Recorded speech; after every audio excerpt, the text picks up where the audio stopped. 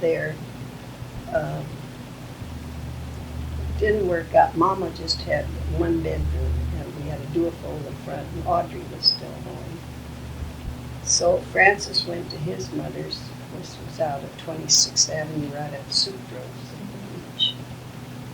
And then his father wrote and said that he was in Denver, and he said that they were doing the Gates Tire Company was there, and he said, I think there's work here. So Francis, I don't know, it took, I guess, whatever we could put together, Mother gave him, and he went to Denver. Did he drive? I don't think so. We didn't have, I don't know. I don't know some of the details of it. So then I found out that Bonnie was 9 months, and it was on that trip out that we stopped at a restaurant, and I put the bottle in her mouth, and she spit it out. She always wanted to hit me with whatever she had, and she was pretty good at hitting.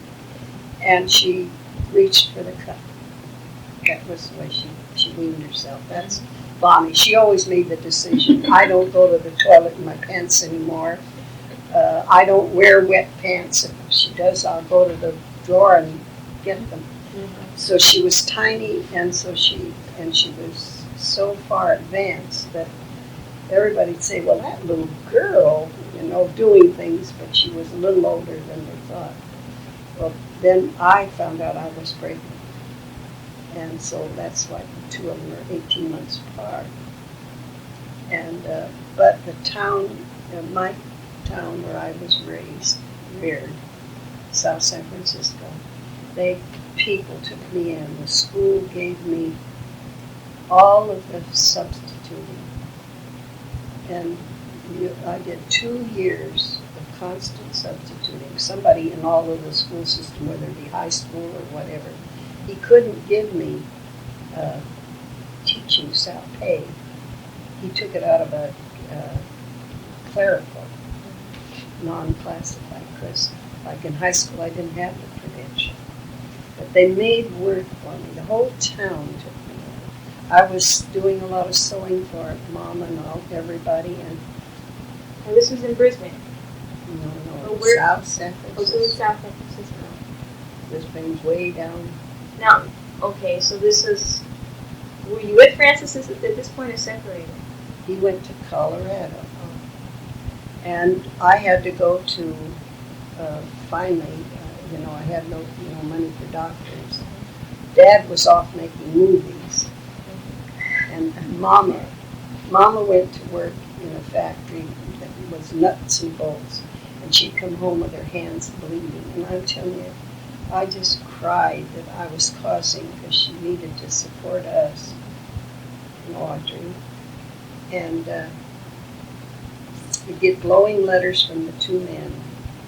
And well, Dad's letters were very slim, but pictured or something, We knew he was in the movies.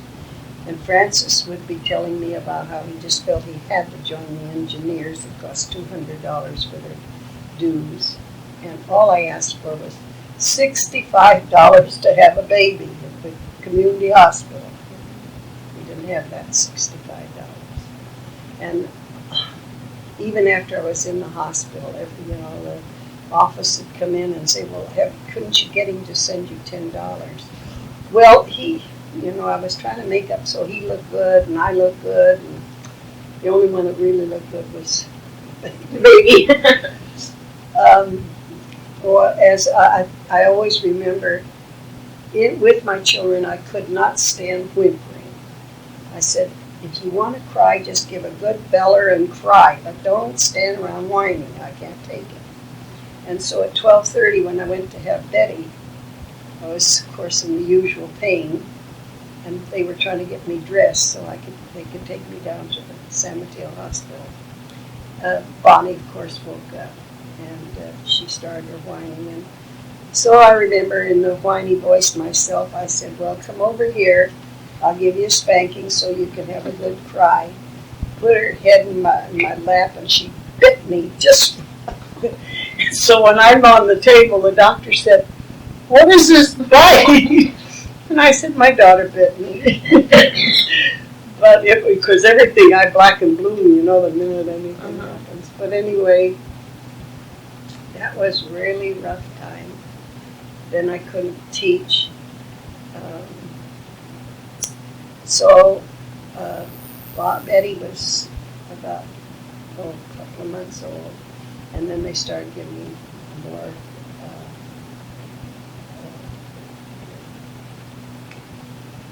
substitute work. But when did you get your credential? Or when did you go to college? I went to college before I graduated, before I met. Where did you go to college? San Francisco State, but it was then just finished being normal. And so then I only had to go 3 years. You got your credential.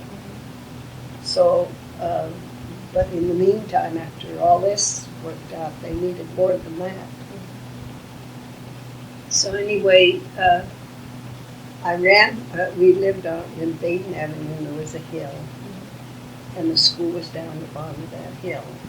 And I'd go at recess, I'd run home and nurse Betty, and then run back. And this is when the asthma started. And I couldn't get my breast drained enough, so they caked. So I was in terrible, plus asthma and plus sinus and plus. And she was 3 months old, and I was so bad, I was down to just being a rail.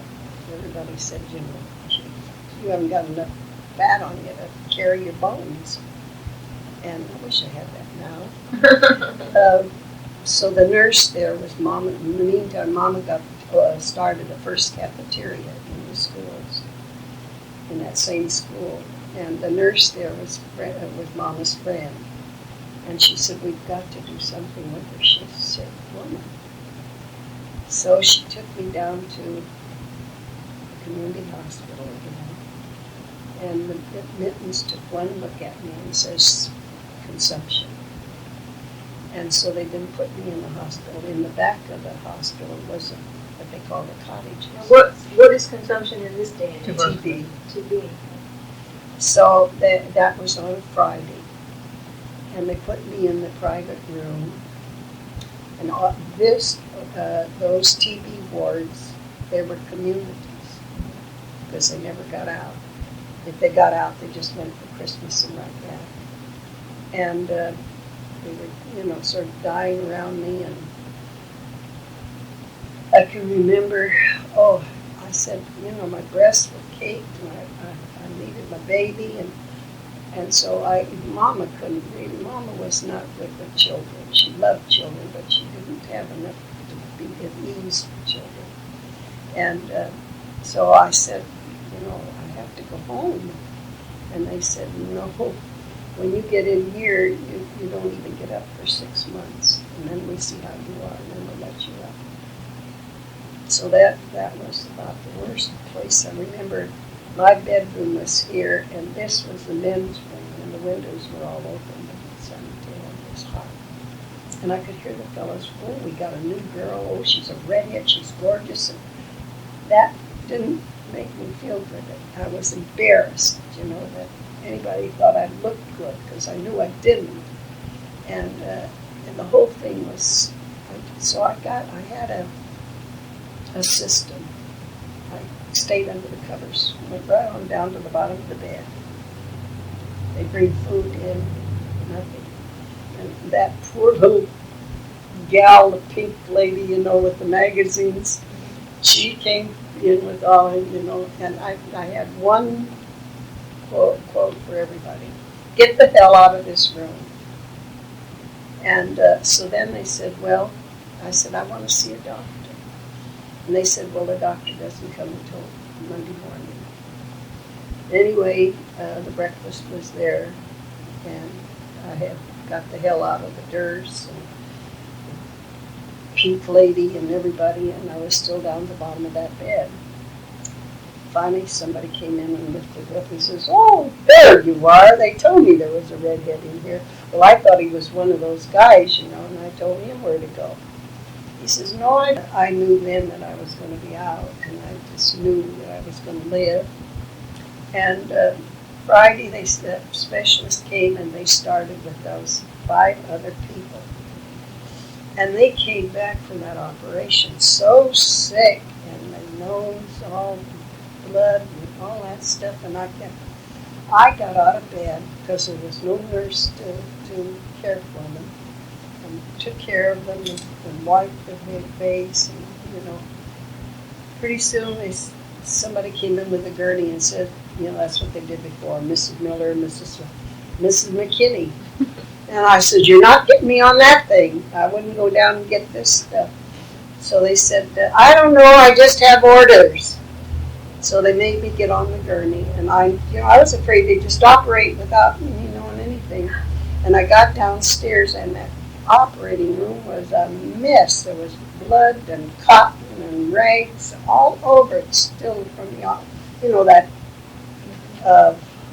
the way they operated there. And I thought he was going to just put me out and operate, and I was going to fight. And I didn't have much strength. And it was evidently a teaching hospital because there was a lot of interns. And so it was them, all in white, and me sitting on a stool by myself. Uh-huh. And I said, I don't want an operation. By this time my sinuses had cleared. Uh-huh. And, he was tired. He'd operated on all these other people, and I don't know how many wounds he had. And he wanted to go back to his own office. And so he was real rough with me. He said, well, you need it, and you just have it. And I looked in this whole crowd of interns, and there was that Dr. Knox. And he just came out of them, and he came over, and here, me on the stool, and them, and this doctor giving me the 3rd degree, and me alone on the stool, weak anyway. And he put his arm around me, and then he told the doctor, he says, this girl isn't ready for any operation. And, he was mad. He said, well, I don't have time to fool with the, crying women. So then he said, I want you to go back to bed, and I'll be right up. So they put me back to bed. And he came up and he said, you don't have to be in this condition. He says, I don't know what trouble you're going through, but get out of it. And he said, I want you to eat. I want you to love your little babies. I want you to be happy. You're not happy.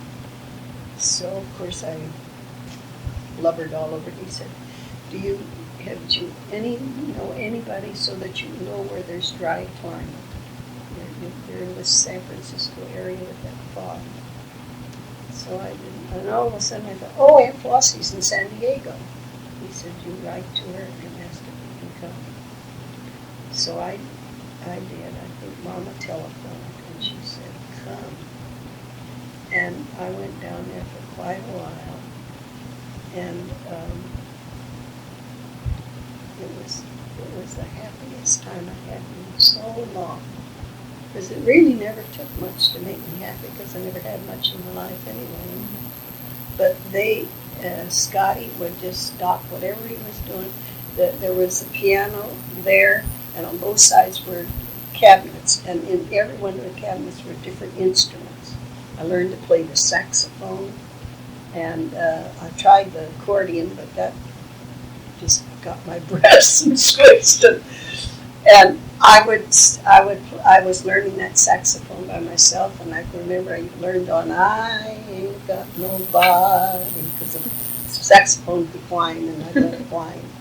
And Flossie and Scotty would come in, because he played the clarinet, she could play the piano, and we'd have a jam session. It could be any time, and his work was out there that he drove in a garbage truck in the early morning for his chickens, and the flies were all on it, but everything was for me.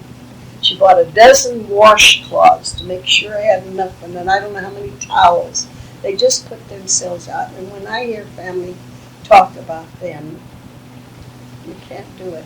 We had fun. We went on picnics, and they had a hired man. He was the nicest fellow, Max. Great big brown eyes, and thought Betty with her brown eyes. And he loved to hold that baby. because everybody would go on the picnic and everybody'd say, "Oh, you can sure tell whose baby that is." And he just smiled and grinned. He was bound he was going to marry me. So he said, "Oh, you go home," and of course, I hadn't thought of marrying a hired man. Somebody that was a little higher. But anyway, I spent about 6 weeks down there, and I didn't have sinus for 2 years after that.